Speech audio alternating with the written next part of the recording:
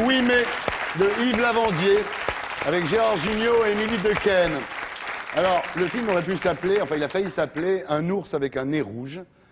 Ours, parce que c'est vrai que c'est assez bienveillant, assez nounours, quoi. Et nez rouge, parce que vous faites preuve dans ce film, comme dans d'autres d'ailleurs, de beaucoup d'humour, un humour dévastateur, très ironique.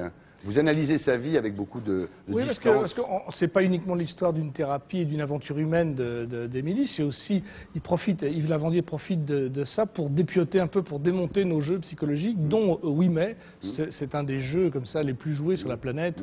Oui mais je ferais bien ça, mais oui, j'irai dans l'émission d'Ardisson, mais...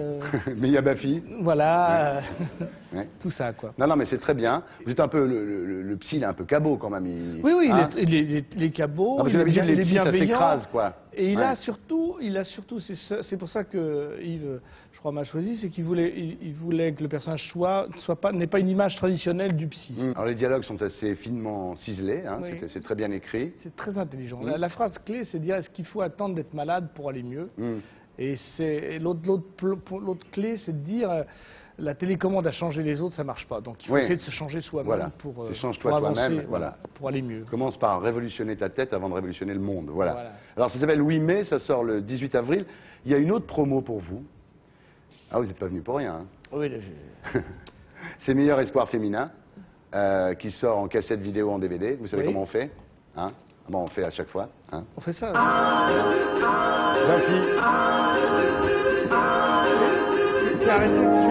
Tu as arrêté la grève. Ça me casse les couilles.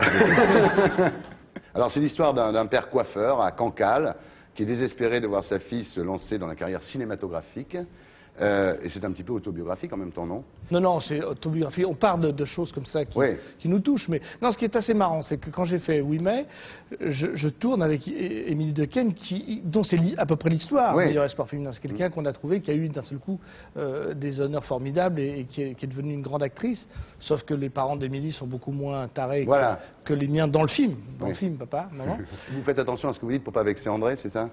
Non, mais en plus, je me suis un peu pris le chou avec mon père, mais maintenant ça va très bien, il a accepté tout ça. Bon, mais très bien, on va en parler.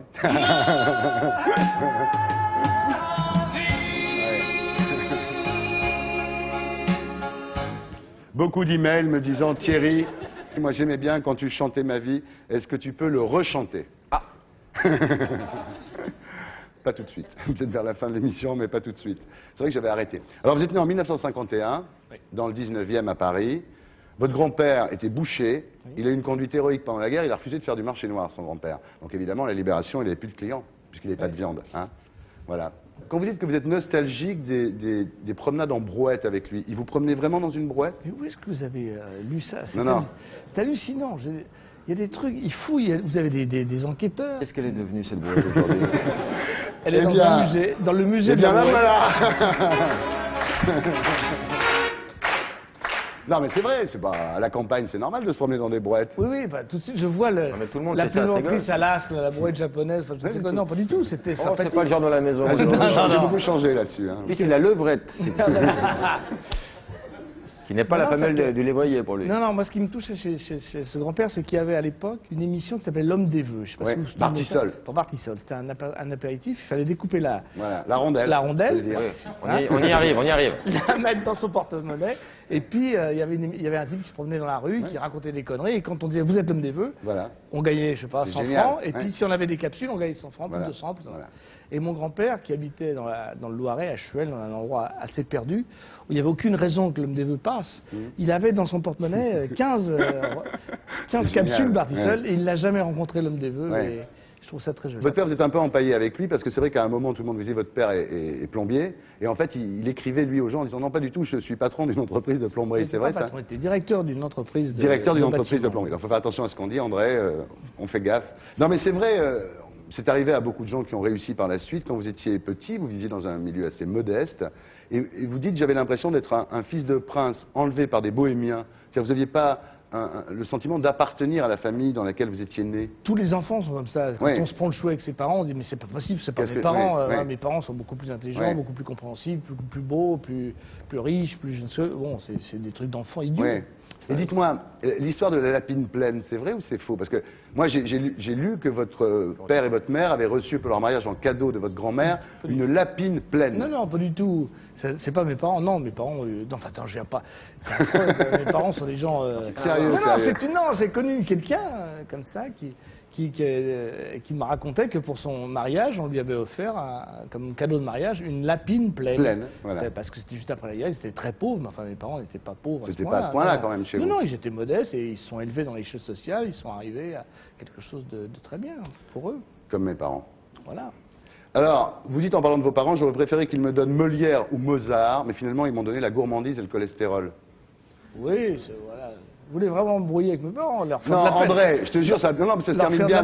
L'interview se termine bien parce qu'après vous êtes réconciliés, il y a plein de trucs positifs sur André, donc il n'y a pas de souci, vous inquiétez pas. Moi, parfois, une bonne terrine que fait ma mère admirablement, c'est aussi bon que Mozart. C'est vrai qu'à l'adolescence, comme beaucoup d'adolescents, vers l'âge de 18 ans, vous étiez très révoltés et vous écriviez sur les murs de votre chambre, on choisit ses amis, on choisit pas sa famille. Non, c'est vrai. Oui, bien sûr. Mais comme tous les enfants, tous les adolescents qui ont des crises. Oh non, pas tous. Pas toi? Non, non, moi j'ai eu des parents sympas. Toi, tu les appelais les Thénardier, quand même. Non, mes parents sont très sympas et je leur dois beaucoup de choses. Non, mais c'était le thème du film que j'ai fait Meilleure Histoire, c'était de dire, voilà, tous ces conflits, toutes ces incompréhensions, peut-être, si ça se trouve, c'est de l'amour. Vous êtes parti de tout le monde n'a pas la chance d'être né orphelin, puis après ça s'est arrangé, le temps aidant, on se rend compte qu'on doit des choses à ses parents, et vous dites aujourd'hui, je me trouve en train de répéter à mon fils des phrases entières, comme disait mon père, et que je trouvais connes à l'époque. Oui. Mais là, vous parlez que de mon père, mais ma mère est très importante. Attendez, on va en parler. C'est la deuxième partie de l'émission. Mais ça a eu un intérêt pour vous, cette névrose précoce, parce que ça vous a dirigé vers la création artistique, d'une certaine façon. Peut-être qu'il n'y avait pas eu cette rébellion contre votre famille, peut-être que vous n'auriez jamais créé. C'était pas que contre ma famille, c'était contre j'avais peur de m'ennuyer, quoi. J'étais un garçon très très timide, donc je pense que le spectacle c'était une manière de faire briller un peu tout ça et de sortir, d'avoir des colonnes, de faire partie de ce tout Paris qui chante et qui rit. Bien. Alors, vous commencez par faire un court-métrage qui s'appelle Gagose, et c'est l'histoire d'un type qui voit toujours le côté marrant des choses. Hein? Non mais Gagose, c'est énorme, c'est l'histoire d'un mec qui imagine une connerie à partir de chaque chose qu'il voit. Oui, finalement, c'est la définition de la comédie. Oui, c'est une espèce de névrose, comme ça, de voir de voir le mauvais côté des choses et puis de les transformer comme ça. Je me souviens, il y avait un enterrement, puis il essayait de vendre des farces et attrapes pour dans cette église. Alors il y avait le calice baveur, il y avait l'hostie élastique, il y avait le tabernacle à Arçor, tout un tas de conneries comme ça. C'était la grande époque. Les hosties au poivre, tout ça, oui. L'époque de la tache d'encre sur la moquette. Voilà. À une communion, j'ai eu un cousin qui a mis une fausse merde de chien, comme ça, très bien imitée, sur la table, et ça, j'ai trouvé ça formidable. Une espèce d'intrusion de la début d'une vocation. Ah oui, ça, je crois que c'est ça qui m'a fait. Ça a fait faire. De là à en tourner, il y a quand même.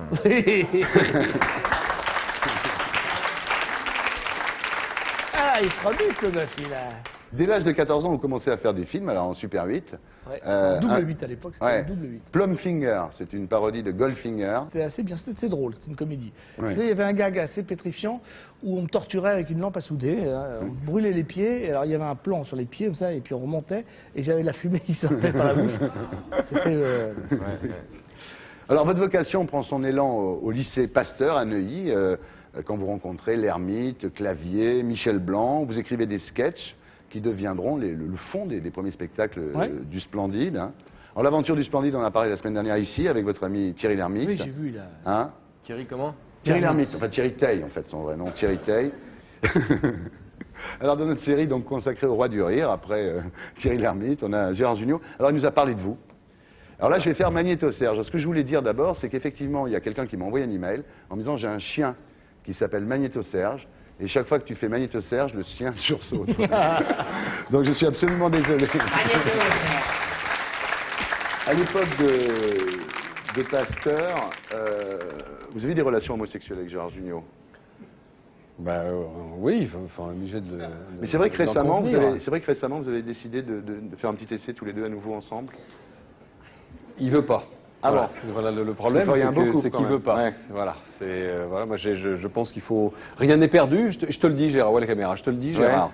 Ouais. Je suis encore là et je crois que je t'attendrai toute ma vie. Et voilà. Une belle histoire d'amour. Gérard Jugnot, Thierry Lhermitte. Voilà. Donc il vous a lancé un appel. Et ça, votre père ne le savait pas. Non, on s'est enfilé une fois au théâtre. Dans un spectacle où on faisait un numéro de main à main. Et d'ailleurs, c'était moi l'actif. Et voilà. Ce qui est dit est dit. Donc voilà, je dis ça. Immédiatement, ça va être repris. On va diffuser pas déformé. On va diffuser à Christian Clavier la semaine prochaine. Voilà, c'est la chaîne de l'amitié. Christian se caressait en nous regardant. Voilà. Vous êtes content. Alors, bon, ça, votre père ne le savait pas. Non, il vaut mieux qu'il le sache. En revanche, quand vous vous lancez dans la carrière, il vous dit que tu es un futur clochard. C'est vrai qu'après le grand-père Boucher, lui, patron de PME, d'un seul coup, il avait l'impression que vous ne continuiez pas cette ascension sociale qui était celle de la famille Jugnot.